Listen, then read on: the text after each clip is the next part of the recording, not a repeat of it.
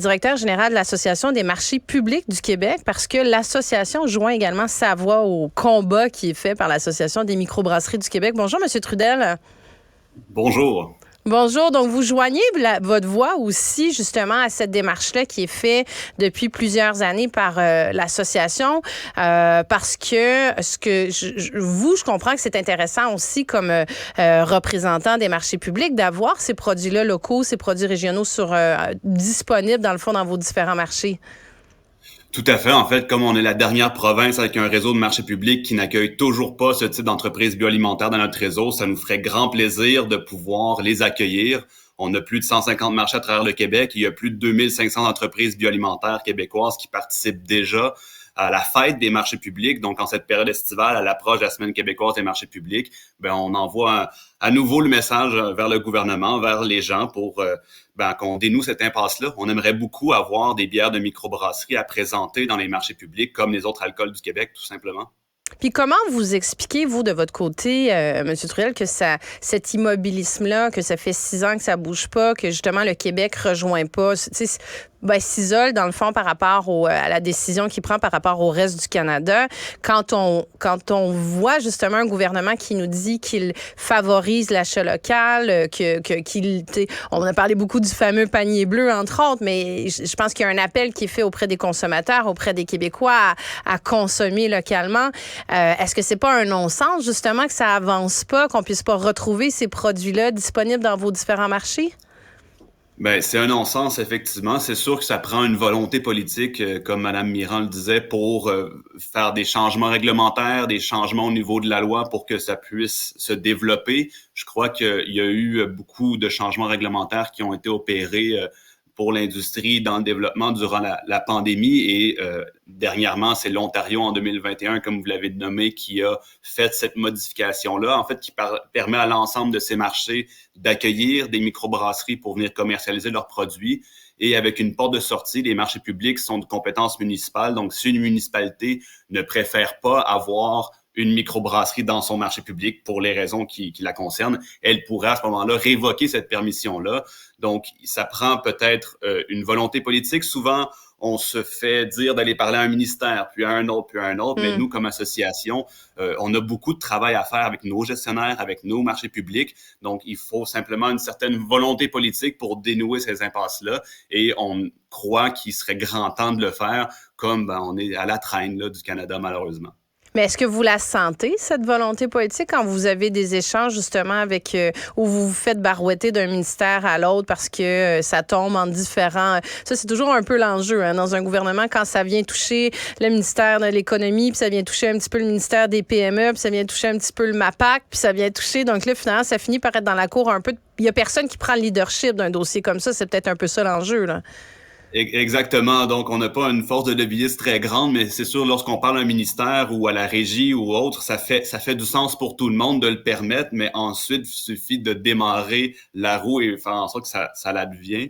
L'année dernière, il y a eu une offensive quand même politique de la part de Québec solidaire avec l'Association des microbrasseries et des microdistilleries. C'est mort au feuilleton. Donc, nous, on n'est pas dans une approche vers un parti ou un autre. Le gouvernement est en place, puis on croit que c'est en ligne droite avec ses slogans d'autonomie alimentaire et la volonté de faciliter la commercialisation des produits québécois au Québec. Donc, il suffit peut-être de se remonter bretelles et faire quelques modifications ou faire un projet pilote, là, quoi que ce soit qu'on peut faire pour qu'on puisse démontrer la pertinence et l'importance d'accueillir les microbrasseries dans notre réseau. Ça nous ferait grand plaisir. Mais évidemment, lorsqu'on dit, aller parler à un ministère, puis à un autre, et avoir une force de lobbyisme que malheureusement on n'a pas à l'Association des marchés publics du Québec, on prend notre baluchon, on parle à autant de personnes qu'on le souhaite, mais lorsqu'on parle à des députés, lorsqu'on est présent dans les marchés publics, tous font savoir que ça fait du sens tout ça et nous souhaitent bonne chance, mais c'est pas de la chance qu'il nous faut, c'est de l'action. Mm-hmm. Non, je comprends bien. C'est ça. C'est vertueux, là. C'est difficile de s'opposer à. C'est pour ça que je posais la question tout à l'heure à Madame Mirand. Tu sais, est-ce qu'il y a de l'opposition à ça? Je veux dire, mais si c'est pas le cas, comme vous dites, c'est plus une question de volonté politique. Moi, ce que j'aimerais savoir, M. Trudel aussi, c'est pourquoi vous décidez justement de joindre votre voix à l'Association des microbrasseries. En quoi, pour vous, comme représentant des marchés publics, c'est intéressant d'avoir cet ajout-là mesures-là dans vos différents marchés? Ben, ça fait longtemps qu'on échange avec l'Association des microbrasseries du Québec sur ce dossier-là. Évidemment, ils ont plein de cheval de bataille et nous aussi.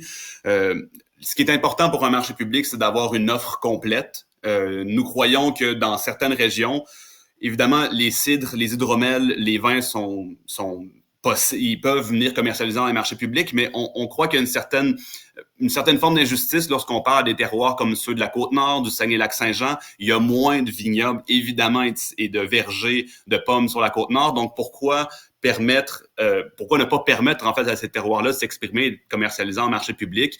Pour notre association, ça permet à nos membres d'accueillir d'autres entreprises. Donc, une location de plus d'un kiosque par semaine, c'est un revenu supplémentaire, mais il faut penser à l'ensemble des entreprises bioalimentaires du Québec qui, avec une offre complète sur la place publique plus importante avec les microbrasseries, permettrait d'attirer une nouvelle clientèle. Donc, lorsqu'on va au marché public, oui, on va chez notre maraîcher chercher des fruits et légumes, mais après ça, on découvre des entreprises qui vendent du pain, qui vendent du fromage, qui vendent des produits d'élevage, etc.